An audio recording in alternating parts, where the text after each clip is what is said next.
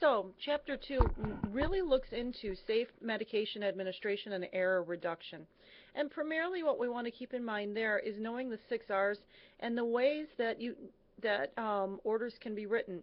So I'm not as concerned about that, as well as Chapter 3 gives you all sorts of drug calculations. So I'm not going to cover that because you know which way you can learn how to do math. So let's get into Chapter 4 and really look at where we can go for, and I'm just scrolling through. Thank you very much. Chapter 4. Let's start on intravenous therapy. Actually, I want to get back to one thing in Chapter 2. As we're thinking about Chapter 2, and we're talking about the 6 R's, there's assessment, there's really being able to be safe for our patient. There's the concept of being able to assess your patient. We talked about in Chapter 1 about how we're looking at pain medicine and assessing. Well, let's talk about assessing with medicine such as metoprolol. Remember, we're talking about the generic because those name brands, Lopressor, which is the name brand, is not going to be used in your practice. Metoprolol is what's going to be used.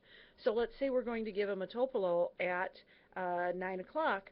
You take the blood pressure at 7:30 of your patient after getting a report.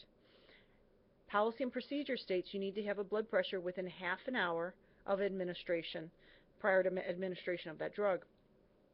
So taking that blood pressure at 7:30 is not valid to be able to administer the drug at 9 o'clock. You need to take it again. And the other thing I need to remind you is those Dynamaps are not always accurate. And so if you get a number that you question, get the manual blood pressure cuff and take it yourself. That's called the art of nursing. Dynamaps are nice things to have for convenience, but you have a manual blood pressure cuff that can substantiate your assessment. So assessment is key. We're going to assess our glucose before administering insulin, correct? We're going to do those assessments just to make sure we're doing things within safe parameters. We're also, as we get into Chapter 4 now, thank you for letting me go back, we're going to be looking at things about IV therapy in Chapter 4. And remember, we can get this drug straight into the patient quickly. We're going to be assessing for things and watching things like fluid overload. Because if we run the IV fluid in too fast, they're going to have their lungs fill up, get crackles, get edema, tachycardia, feel impending sense of doom. So within our scope of practice as a nurse is we can stop that IV fluid if we think that it's bad for our patient. So an example, vancomycin, big gun drug that we give IV piggyback. Vancomycin, when we hang it, we run it at 166 milliliters per hour. That's kind of fast. So as a nurse, I know I'm going to go back in there and look at my patient and make sure that that patient is not getting fluid overloaded. In addition, I'm watching for the other thing. What else is it with vancomycin?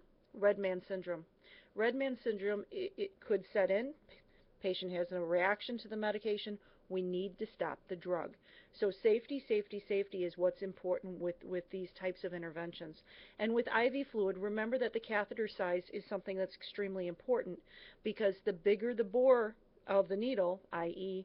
18 to 20, we can hang blood products. So your patient coming in the ER will have a big bore catheter. Patients who are on the floor, older patients, they might have a smaller bore, which is 22 to 24, right? You can run normal fluids through it, but you cannot run blood products through it because that small needle, that small catheter size, lyses the blood cells. So those types of things are things that we keep in mind. And remember safety with IV fluids. We want to make sure it doesn't become exvasive where it goes outside of the vein, and that can be dangerous not only for swelling at the site but also for damaging tissue. So keep in mind all those things as well as prevention of infection and maintaining those types of things. So IV fluids, that's that.